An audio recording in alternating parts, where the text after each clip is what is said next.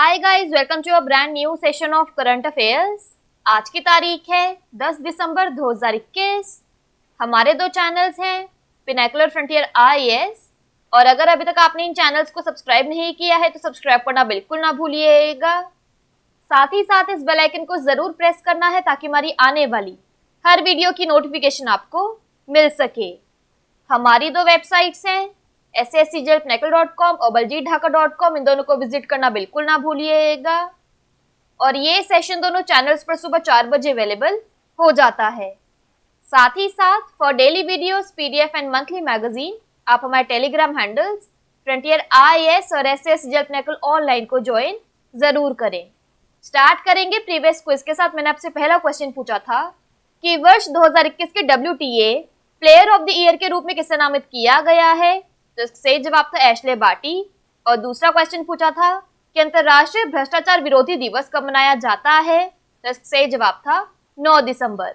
Start करेंगे first question. देखो आज के सेशन के लिए प्रतिष्ठित 57वां ज्ञानपीठ पुरस्कार किसने जीता है, तो सही जवाब है option number C, Damodar Mauzo. Details यहाँ चेक कर लो। तो असमिया कवि नीलमणि फुकुन जूनियर ने 56वां ज्ञानपीठ पुरस्कार जीता और कोंकणी उपन्यासकार दामोदर मौजो ने 57वां ज्ञानपीठ पुरस्कार जीता। ज्ञानपीठ पुरस्कार लेखकों को साहित्य में उनके उत्कृष्ट योगदान के लिए दिया जाता है। यह 1961 में स्थापित किया गया था और केवल भारतीय लेखकों को दिया जाता है जो भारतीय भाषाओं और अंग्रेजी में लिखते हैं। दामोदर मौजो रविंद्र केलकर के बाद ज्ञानपीठ पुरस्कार जीतने वाले दूसरे कोंकणी लेखक बन गए हैं। नेक्स्ट क्वेश्चन देखो। जनरल बिपिन रावत का हाल ही में निधन हो गया। उन्होंने पहले chief of defence staff CDS के रूप में पदभार कब संभाला था, तो सही जवाब है ऑप्शन नंबर बी, 1 जनवरी 2020। डिटेल्स यहाँ चेक कर लो। तो तमिलनाडु में कुन्नूर के पास IAF MI-17V5 हेलीकॉप्टर दुर्घटना में chief of defence staff CDS general Bipin Rawat का निधन हो गया। विंग कमांडर पृथ्वी सिंह चौहान उस हेलीकॉप्टर के पायलट थे। उन्होंने 31 दिसंबर 2016 को 27वें सेना प्रमुख और 1 जनवरी 2020 को पहले सीडीएस के रूप में पदभार ग्रहण किया। जनरल रावत के बाद सेना में सबसे वरिष्ठ अधिकारी MM नरवणे ने 31 दिसंबर 2019 को 28वें सेना प्रमुख के रूप में पदभार ग्रहण किया। नेक्स्ट क्वेश्चन देखो। राष्ट्रमंडल भारोत्तोलन चैंपियनशिप में महिलाओं के 49 किलोग्राम वर्ग में रजत पदक किसने जीता है, तो इसका सही जवाब है ऑप्शन नंबर डी, झिल्ली ढालाभेड़ा। डिटेल्स यहाँ चेक कर लो। तो राष्ट्रमंडल भारोत्तोलन चैंपियनशिप में भारत की झिल्ली ढालाभेड़ा ने महिलाओं के 49 किलोग्राम वर्ग में रजत पदक जीता। उन्होंने कुल 167 किलोग्राम भार उठाया और नाइजर की पीटर स्टेला किंग्सले को पीछे छोड़ दिया, जिन्होंने कुल 168 किलोग्राम का प्रयास किया था। कॉमनवेल्थ वेट लिफ्टिंग चैंपियनशिप में बर्मिंघम में 2022 CWG के लिए क्वालिफाइंग इवेंट भी है। नेक्स्ट क्वेश्चन देखो। जस्टिस फॉर द जज भारत के किस पूर्व मुख्य न्यायाधीश की आत्मकथा है, तो इसका सही जवाब है option number C, Ranjan Gogoi. तो भारत के पूर्व मुख्य न्यायाधीश रंजन गोगोई की आत्मकथा जस्टिस फॉर द जज 8 दिसंबर को जारी की गई थी। संस्मरण रूपा प्रकाशन द्वारा प्रकाशित किया गया है। रंजन गोगोई भारत के सर्वोच्च न्यायालय के पूर्व मुख्य न्यायाधीश हैं, जिन्होंने 2018-2019 के बीच 13 महीनों के लिए भारत के 46वें मुख्य न्यायाधीश के रूप में कार्य किया। यह तस्वीर में देखिए। उन्हें मार्च 2020 में राष्ट्रपति रामनाथ कोविंद द्वारा राज्यसभा के लिए नामित किया गया था। नेक्स्ट क्वेश्चन देखो। मानवाधिकार दिवस कब मनाया जाता है, तो इसका सही जवाब है ऑप्शन नंबर बी, 10 दिसंबर। डिटेल्स यहाँ चेक कर लो। तो मानवाधिकार दिवस हर साल 10 दिसंबर को मनाया जाता है। संयुक्त राष्ट्र महासभा ने 1948 में इस दिन को अपनाया था। यह दिन दुनिया भर में मानवाधिकारों के रक्षकों को स्वीकार करता है। इस वर्ष की थीम है equality, reducing inequalities, advancing human rights. इस वर्ष के मानवाधिकार दिवस की थीम समानता और UDHR के अनुच्छेद 1 से संबंधित है। All human beings are born free and equal in dignity and rights. Next question देखो। फोर्ब्स द्वारा दुनिया की 100 सबसे शक्तिशाली महिलाओं की सूची में केंद्रीय वित्त मंत्री निर्मला सीतारमण किस स्थान पर है, तो इसका सही जवाब है ऑप्शन नंबर बी, 37। डिटेल्स यहाँ देख लो। तो केंद्रीय वित्त मंत्री निर्मला सीतारमण ने लगातार तीसरे वर्ष फोर्ब्स द्वारा दुनिया की 100 सबसे शक्तिशाली महिलाओं की सूची में जगह बनाई है। 2021 में उनकी रैंकिंग 37 हो गई है। नायका की संस्थापक और सीईओ फाल्गुनी नायर 88वें स्थान पर हैं। वह हाल ही में भारत की 7वीं महिला अरबपति और शेयर बाजार में अपनी कंपनी की शानदार शुरुआत के बाद सबसे धनी स्वयं निर्मित अरबपति बनी है। इन दोनों के अलावा सूची में शामिल अन्य भारतीयों में HCL कॉर्पोरेशन की सीईओ रोशनी नादर मल्होत्रा 52, बायोकॉन की कार्यकारी अध्यक्ष किरण मजूमदार शाह 72 शामिल है। नेक्स्ट क्वेश्चन देखो, एशिया पावर इंडेक्स 2021 में भारत का रैंक क्या है? तो इसका सही जवाब ऑप्शन नंबर डी 4। तो Loewi institute Asia power index 2021 के अनुसार भारत एशिया का चौथा सबसे शक्तिशाली देश बनकर उभरा है। यह आर्थिक क्षमता, सैन्य क्षमता और सांस्कृतिक प्रभाव के उपायों पर चौथे स्थान पर रहा। संस्थान द्वारा प्रकाशित पावर गैप इंडेक्स में भारत का स्थान नेपाल और श्रीलंका से नीचे है।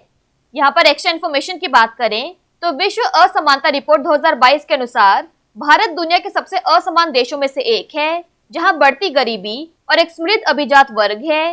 रिपोर्ट में बताया गया है कि भारत में शीर्ष 1% और 10% की कुल राष्ट्र आय में क्रमश 22% और 57% हिस्सेदारी है। नेक्स्ट क्वेश्चन देखो, कैबिनेट ने प्रधानमंत्री आवास योजना ग्रामीण को कब तक के विस्तार को मंजूरी दे दी है? तो इसका सही जवाब है option number A March 2024। Details यहाँ चेक कर लो। तो केंद्रीय मंत्रिमंडल ने ग्रामीण क्षेत्रों में सभी के लिए आवास सुनिश्चित करने के लिए बनाई गई योजना प्रधानमंत्री आवास योजना ग्रामीण को मार्च 2022 तक जारी रखने की मंजूरी दे दी है। इस योजना के तहत 31 मार्च 2021 तक कुल 2.95 करोड़ घरों के निर्माण का लक्ष्य था, परंतु अब शेष 155.75 लाख घरों के निर्माण के लिए वित्तीय सहायता प्रदान की जाएगी। सरकार के अनुमान है कि 15 अगस्त 2022 तक 2.02 करोड़ मकान बनकर तैयार कर लिए जाएंगे। नेक्स्ट क्वेश्चन देखो, सिपरी के अनुसार 2020 में संयुक्त हथियारों की बिक्री के लिए किन भारतीय कंपनियों को दुनिया के शीर्ष 100 में सूचीबद्ध किया गया है? तो इसका सही जवाब है ऑप्शन नंबर डी, ये सभी यानी हिंदुस्तान एरोनॉटिक्स लिमिटेड, भारतीय आयुध कारखानों और भारतीय इलेक्ट्रॉनिक्स लिमिटेड। डिटेल्स यहाँ चेक कर लो। सबसे पहले सिपरी की फुल फॉर्म है Stockholm International Peace Research Institute. तो वैश्विक हथियारों के व्यापार पर नजर रखने वाले सिपरी के अनुसार 2020 में संयुक्त हथियारों की बिक्री के लिए 3 भारतीय कंपनियों को दुनिया की शीर्ष 100 में सूचीबद्ध किया गया है। इसमें शामिल हैं Hindustan aeronautics limited, Indian ordinance factories और भारत इलेक्ट्रॉनिक्स लिमिटेड। इनमें से आयुध निर्माणी बोर्ड OFB, जिसमें भारतीय आयुध कारखाने शामिल थे, को भंग कर दिया गया है और इसके स्थान पर 7 नए सार्वजनिक क्षेत्र के उपक्रम बनाए गए हैं। HAL 42वें स्थान पर है, भारतीय आयुध निर्माणियां 60वें स्थान पर हैं और बेल 66वें स्थान पर है। लास्ट क्वेश्चन देखो आज के सेशन के लिए, सुरेश यादव जिनका हाल ही में निधन हो गया, वे किस कंपनी के कार्यकारी निदेशक थे? तो इसका सही जवाब है option number B, Serum Institute of India. तो सीरम इंस्टीट्यूट ऑफ इंडिया के कार्यकारी निदेशक सुरेश यादव का लंबी बीमारी के बाद निधन हो गया। वे SII के साथ 4 दशकों से अधिक समय से जुड़े हैं। वे 2004 से 2008 तक विकासशील देशों के वैक्सीन मैन्युफैक्चरर्स नेटवर्क के अध्यक्ष थे। वे कई वर्ष तक गावी बोर्ड में थे। बात कर लेते हैं आज के सेशन के क्विक समरी की।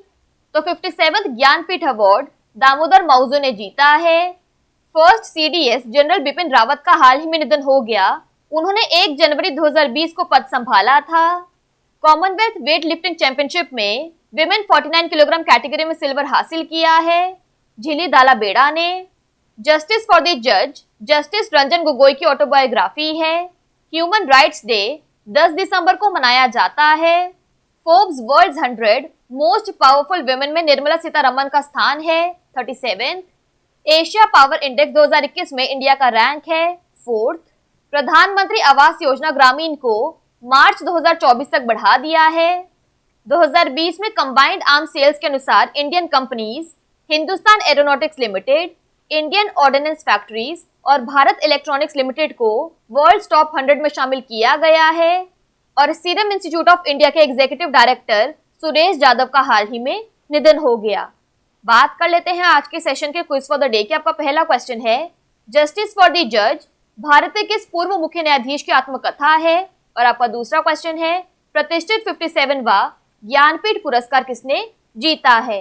इन दोनों क्वेश्चंस का आंसर आपको नीचे कमेंट सेक्शन में जरूर करना है। और अगर अभी तक आपने हमारे चैनल्स को सब्सक्राइब नहीं किया है तो सब्सक्राइब करना बिल्कुल ना भूलिएगा। साथ ही साथ इस बेल आइकन को जरूर प्रेस करना है ताकि हमारी आने वाली हर वीडियो की नोटिफिकेशन आपको मिल सके। हमारी दोनों वेबसाइट्स और टेलीग्राम हैंडल्स को ज्वाइन जरूर करना है। Thank you so much.